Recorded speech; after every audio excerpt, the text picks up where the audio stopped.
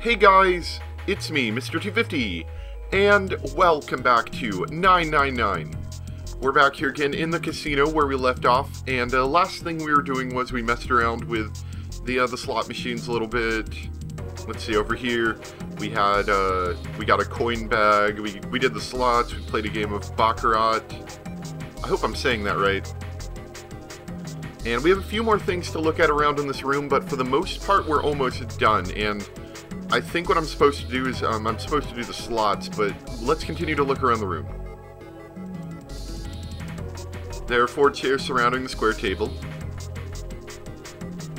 The chandeliers hang chandelier-like from the ceiling.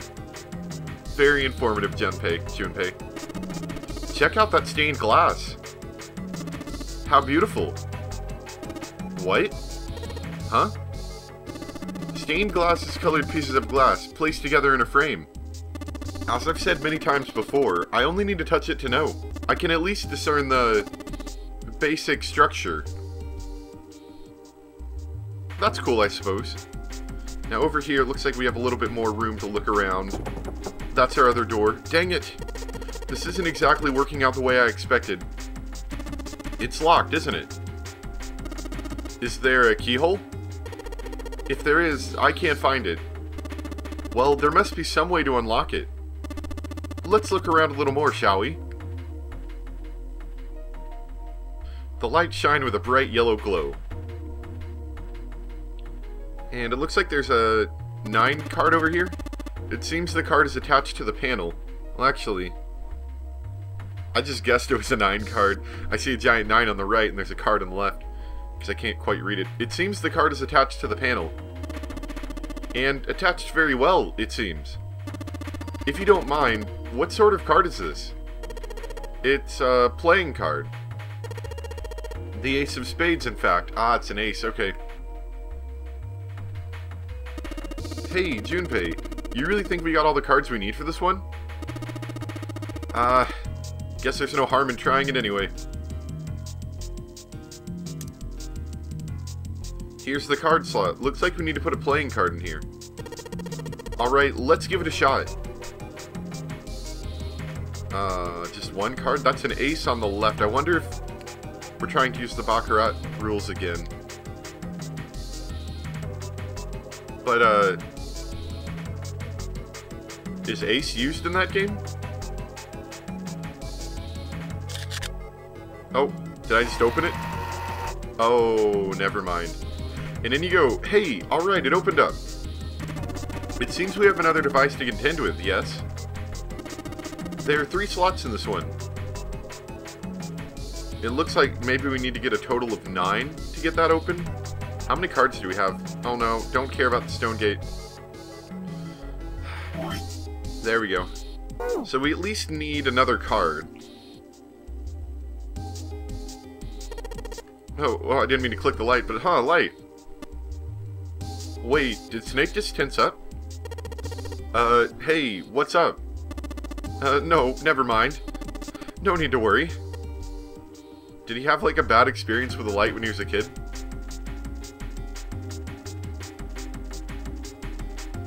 Yeah, my guess is the slot machines. Now, see, this one's broken, I think. Yeah. So we're not gonna do that one.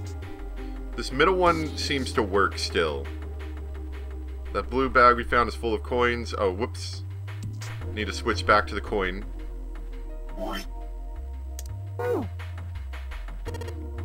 Dang it. Time to try again.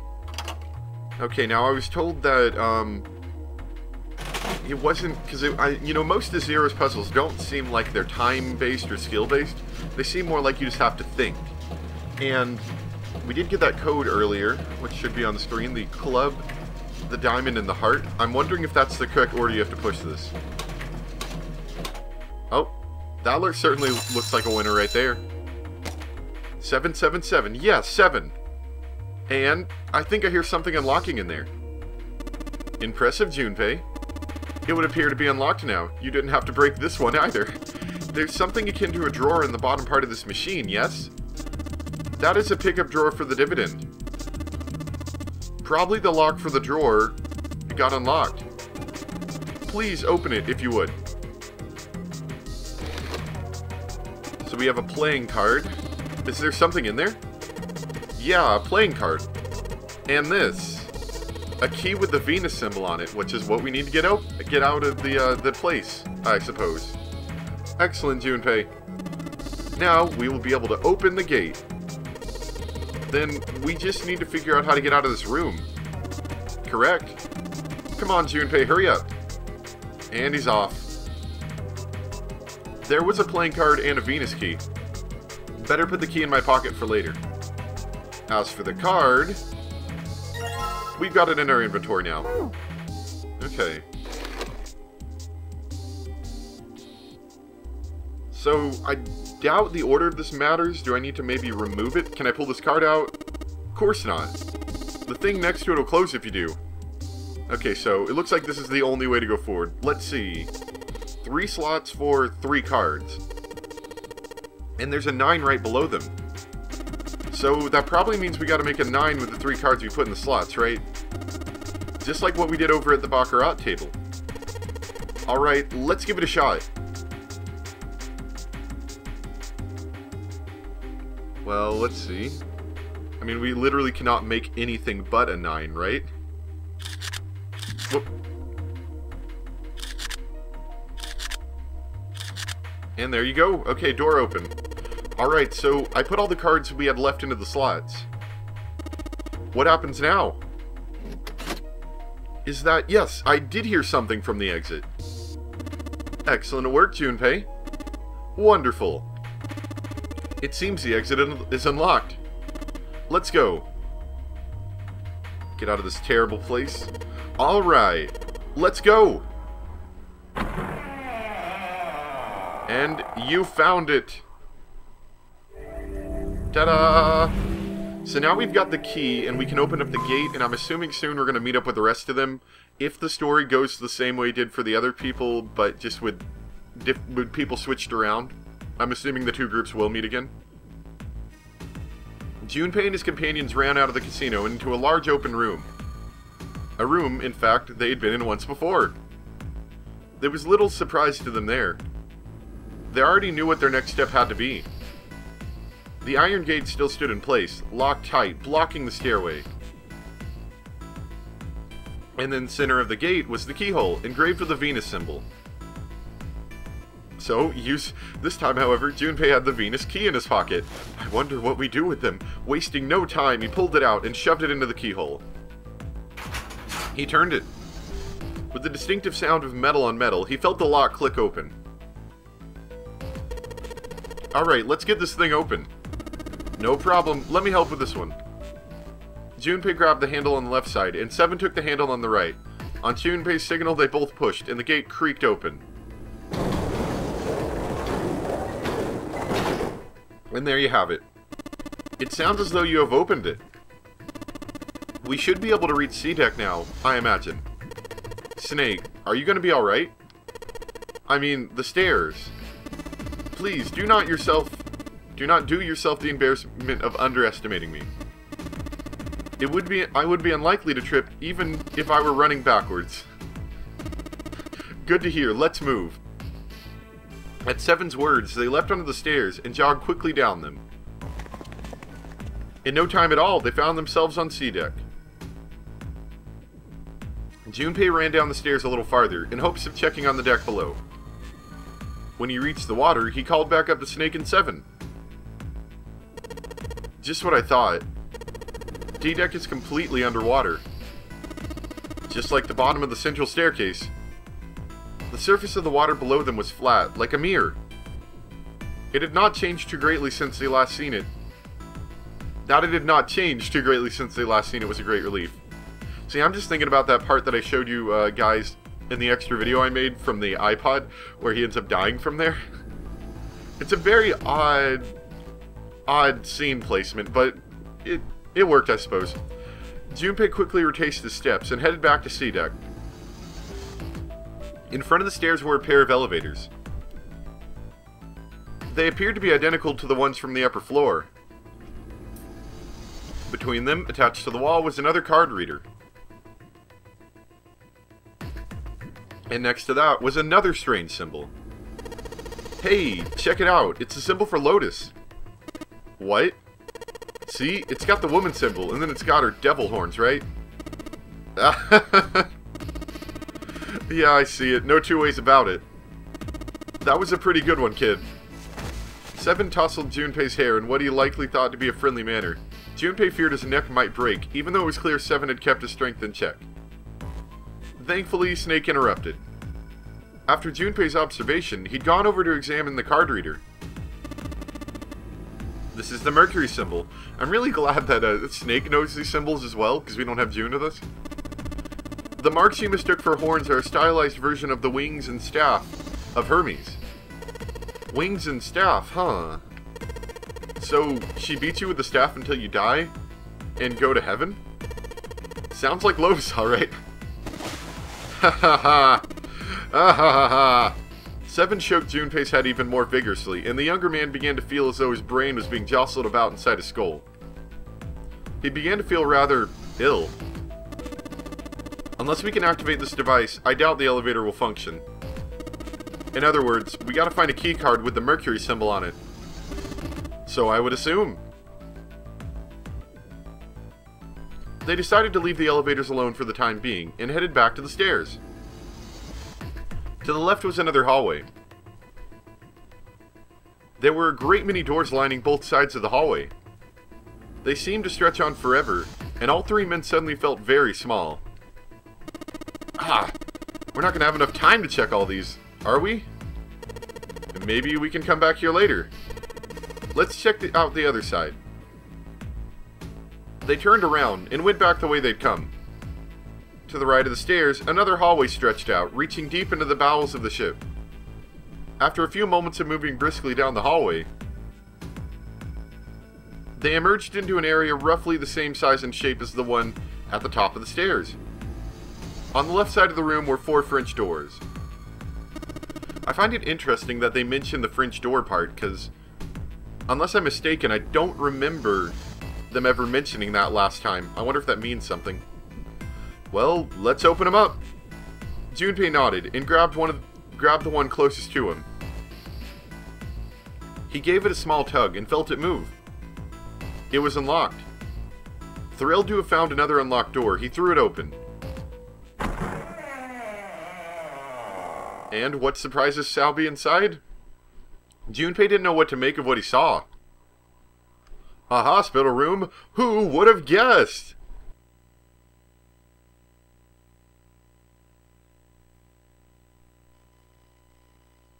He simply stood, unable to speak. 7's eyes opened wide, and his mouth gaped. After a few long moments, 7 at last managed to speak. Hey. Oh, what is this place? A massive room stretched out in front of them, more a cavern than a room. Its vastness was oppressive, and it bore down on 7 and Junpei. It was not empty, however. The entire room was filled with lines upon lines of beds. They were simple things, little more than pipe and thin mattresses. Is this a hospital? He had at last been able to put a name to the harsh scent that pervaded the room. The room was full of the clean smell of antiseptic solution. In the center of the room were shelves stacked with medicine, and a number of medical devices, the function of which Junpei did not know. More importantly, however, on the back wall of the room were 4 doors. 3 of them were emblazoned with large single-digit numbers, made with thick red paint. This part sounds familiar, doesn't it? The door on the left was 3, second door from the left had no number, third had been given 7, and the door on the right bore an 8. There could be no doubt, they were numbered doors. It did strike Junpei strange, however, that the door between 3 and 7 should be blank. It's almost like it comes back in. What he wondered could it mean? Let's take a look at these doors. Yeah, good idea. The 3 of them threaded their way through the beds towards the back of the room. Upon reaching them, they proceeded to investigate each door in turn, but to no avail. And, like before, none of them are going to be opened.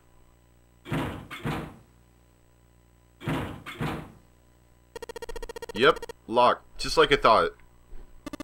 Naturally. After all, there are rules to the non-re game, and to allow these doors to open easily would violate those rules. Unless we can authenticate ourselves with the red, the number doors will... Whoa, whoa, whoa, check this out! Suddenly, Seven spoke up, interrupting Snake. Look at the red. There's nothing on it. Huh? Don't you remember the red back of the main staircase? If there wasn't anyone in it, it said vacant on the little screen, remember? Indeed it did. Oh, yeah, you're right. But this one... There's nothing. Right? You think it's broken? Only one way to find out. Man, that hand is pale. Junpei and the others put their hands on the panel, but nothing happened. The red refused to change. They tried pulling the lever, and still nothing.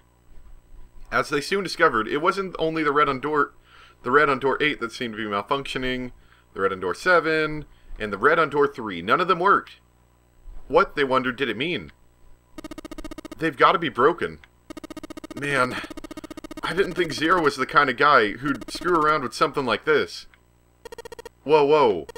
Zero's been prepared for everything so far. And you're saying he's gonna make a mistake now? Well, that's the only thing I can think of.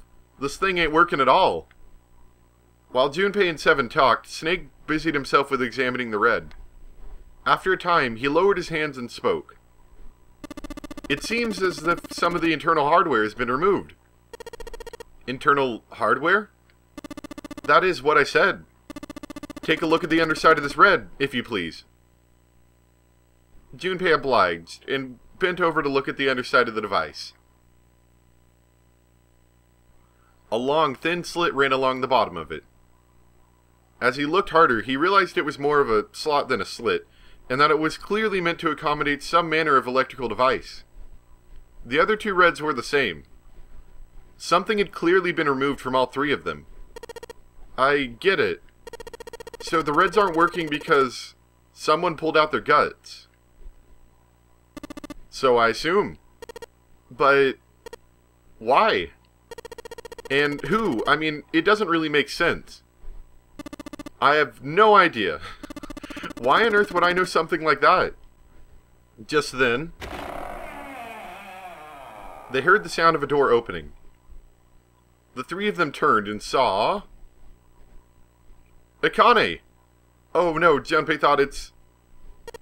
June? She stopped short, surprised to see them, and was very nearly bowled over by the rest of her companions, who were coming through the door behind her. Ace, Santa, Clover, and Lotus all poured out of the door, each of them as surprised as the last to see Junpei, Snake, and Seven. Junpei and Seven were, for the moment, at a loss for words. What are you guys doing? Why are you...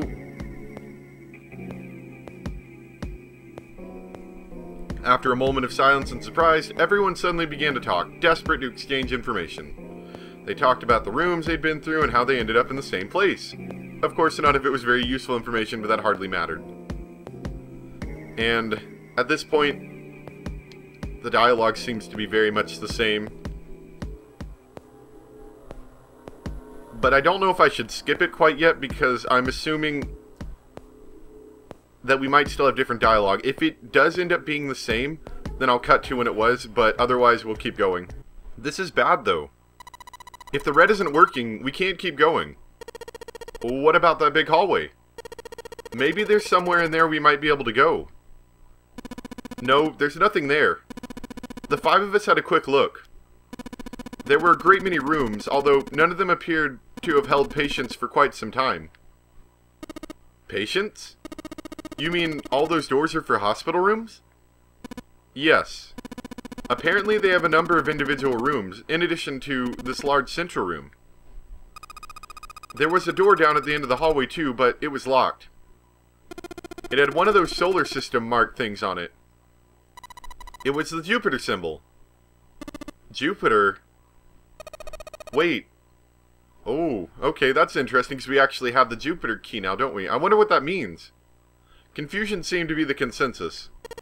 That reminds me, what's the deal with this big room anyway? What is this thing? Was this some kind of huge passenger ship? No. No one, not even Snake, appeared ready to offer an answer until Seven unexpectedly spoke up. And, okay, so we've seen this before. I don't know. Lotus sighed and shook her head. I guess your memory isn't back yet, is it? No, sorry. Then, almost to save Seven from further embarrassment, the bell rings, yet again. I noticed that bit was a little bit different because Junpei actually knows about Seven's memory loss at this point.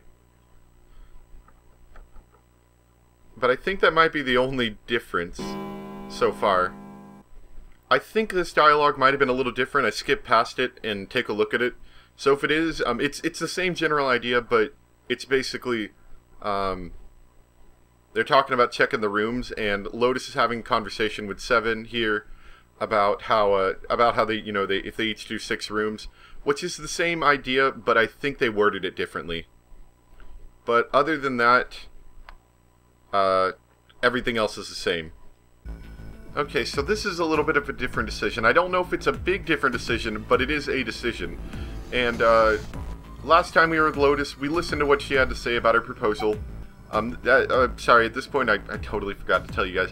At this point, we are looking for Snake. So, we're going to refuse her proposal and leave. No, that's alright. Let's go, June.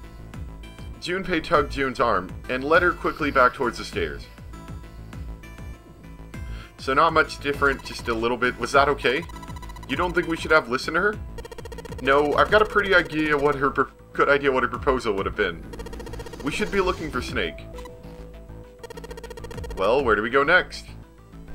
And other than that, we've pretty much looked over all of the dialogue, so I will see you guys when something different happens. Oh, okay, so here's another bit. This is when we go back to the hospital room. We run into Santa. We're going to walk away without saying anything. Junpei turned around and walked away from Santa. There was nothing he'd learned from talking to him anyway. Junpei took June and left the large hospital room. Where would they go next? Let's see. There might be a little bit of dialogue here, but I think that's about it. So let's see if there is.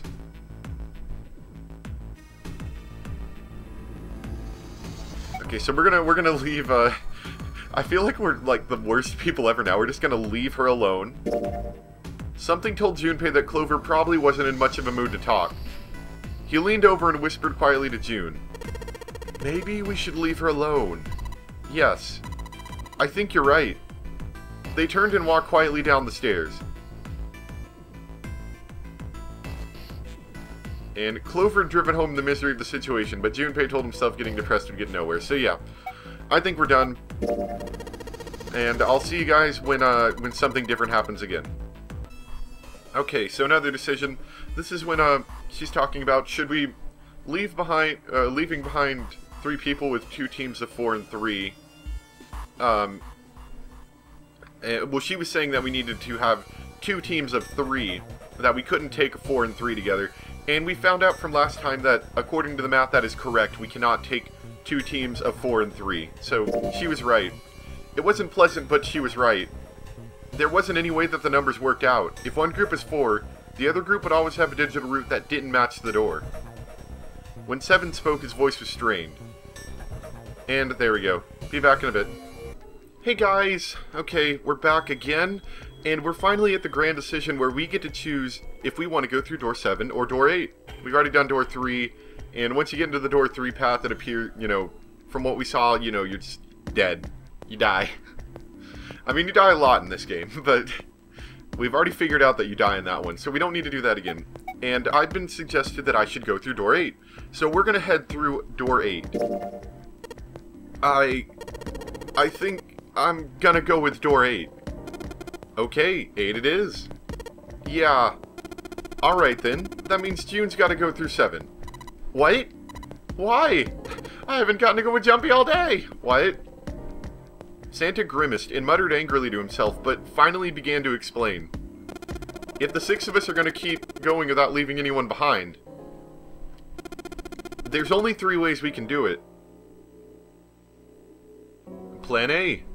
go through 7 with 3, 5, 8. Go through 8. So, now, do we get to choose which plan we go with? Because it doesn't matter much to me, but whatever. We don't get to go with June regardless, so I don't really care. And that's it. Those are our only options. In other words, 3 and 4 and 7 and 8 can never go through the same doors. You get it now? As Santa finished, June looked over at Junpei, tears welling up the corner of her eyes. Oh no. You're saying we aren't going to see each other again for a long time? Junpei felt just as June did. He wanted to be at her side through whatever trials they were preparing to face. But he knew if they were to survive, he had to swallow his feelings. In order for the 6 of them to move forward, he and June had to be separated.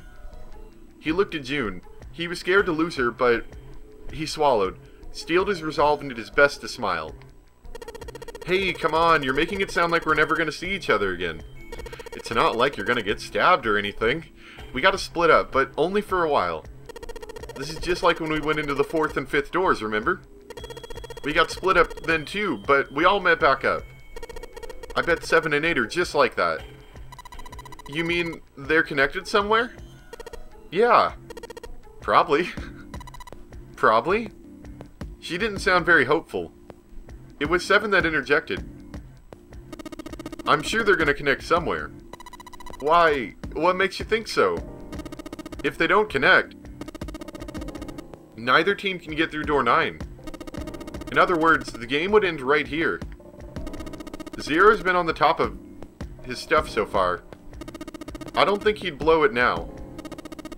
I'm pretty sure he wants to have his fun for as long as possible. He's not going to end this game until we get through the 9 door. June said nothing. The tears were gone, but her eyes were still sad as they looked at Junpei. He met them there, and with what reassurance he could manage, he laid his hand gently on her shoulder. Everything's gonna be fine. We're gonna see each other again. I promise. I don't promise you'll be alive when we do, though. June bit her lip and gave him an almost imperceptible nod. Yes. Promise? Her voice was barely above a whisper. Santa's voice shattered the moment. Oh, you guys are done, right? He stretched and continued. Anyway, that's pretty much it. Clover and I will both go into separate groups. I figure I'll take 7 and Clover can take 8. Any problems with that, Clover? Clover looked away and was silent for a moment. Whatever. It was more of a dismissal than an agreement, but Santa didn't seem to care. Alright, we're ready to go then. Let's move! At Santa's command, the group split and headed for their respective doors. Santa, 7, and June walked towards door 7, while Clover, Lotus, and Junpei headed for door 8. For a long moment, they stood in front of the door. Then, Lotus laid her hand against her chest and turned to Junpei and Clover. Are you ready? Yeah. Yes. Then shall we go? Bye, Ace. We're never going to see you again. Probably, unless these doors loop too. They could, I guess. I never really thought about that. The door had opened. A narrow hallway stretched out before them. Lotus and Clover leapt through the door. The moment they did, their bracelets beeped. Uh-oh. The detonator in the bracelets had been activated. Junpei stepped forward to follow them. But as he was about to step over the threshold, he stopped. He looked to his left, towards door 7. June stood there, a mere image of Junpei. She turned and looked towards him. Their eyes met. They nodded. Their farewell took almost 1.5 seconds. Whoa. Then someone took hold of Junpei's arm and hauled him bodily through the door, probably because he was screwing around too long. I was like, why did she get all blurry? That's kind of creepy. He heard the sound of the number door slam shut behind him. His bracelet gave a cold electronic beep. 81 seconds left. Hurry! Lotus snapped at him and ran to the dead. Junpei and Clover followed her as fast as they could. At least they're not going to find a dead guy in here, hopefully. Actually, they always could, I guess. I mean, you can't really expect anything on the ship, can you? Whew. It stopped. With a shaking hand, she wiped a few beads of sweat from her forehead. Clover, however, was calm. Aloof, perhaps. Pointless. She muttered to herself, without emotion, and began to walk down the hallway, leaving behind a confused Junpei and Lotus. Lotus watched the girls receding back with a mixture of frustration and curiosity. What an unpleasant girl. I bet she's not very popular with the boys. Her sarcasm seemed a little more biting than it was perhaps necessary, but she sighed and started after the younger girl. After taking a moment to catch his breath, Junpei followed. And where are we going to end? Oh, I dropped my stylus. Good thing I've got my spare one. The hallway made a number of turns before at last coming to a dead end. Set into the wall on the left side was a large iron door. For a few minutes, they stood in front of the door, examining it. Laboratory. Above the door is a plate with the word laboratory engraved on it. A laboratory, huh? That doesn't sound very pleasant. I don't like the look of this place. Why would they have a laboratory on a cruise ship? Was that maybe retrofitted afterwards, kind of like the torture chamber was? Or maybe, I guess the torture chamber could have been originally part of the idea, it's just a little odd. Me either, but there aren't any other doors. It's not like we have a lot of choices. Junpei. Huh? Please, you first. Junpei suspected her politeness was motivated by something other than respect. Junpei muttered to himself and pushed open the iron door. And what lurks behind the door? His first steps inside were tentative and careful, but as he examined the room, it became clear that there was no imminent danger. Lotus followed him in, and Clover brought up the rear. It looks like a laboratory. Like an examination room. The room they found themselves in was divided by into two separate areas by a curved wall. A thick glass window built into that wall made it possible to see the other side of the division. Junpei walked up to the window and looked through. What the heck? He wasn't sure what else to say. Is that a robot? Oh, a mannequin. In the center of a room lay, shaped like a quarter circle, a mannequin laid on what looked like a medical exam table. That looks so creepy. Junpei jumped a little. He hadn't noticed Lotus come up next to him. You don't think that thing is going to suddenly sit up or something, do you? Well, I don't know. I mean, look at all those cables sticking out of it. If we press the wrong button, I don't know. Stop it. Just thinking about it is terrifying. There's a lot more terrifying things on this ship than a mannequin. She was gripping her arms, the knuckles on her hands white. It was then that Junpei noticed Clover. She was still standing near the entrance of the room. Her face had on the appearance of calm, but it was drawn, and somehow sad. There was something almost pitiful about her. Junpei walked over to her, and, as kindly as he could, spoke. Are you okay? Clover looked away. What are you talking about? What? I'm just worried about you. You've been really quiet. What? I can't be quiet if I want to? Well, I mean, of course you can, I just... Okay then, if I can be quiet if I want, just leave me alone. Come on, you know I can't do that. We gotta work together.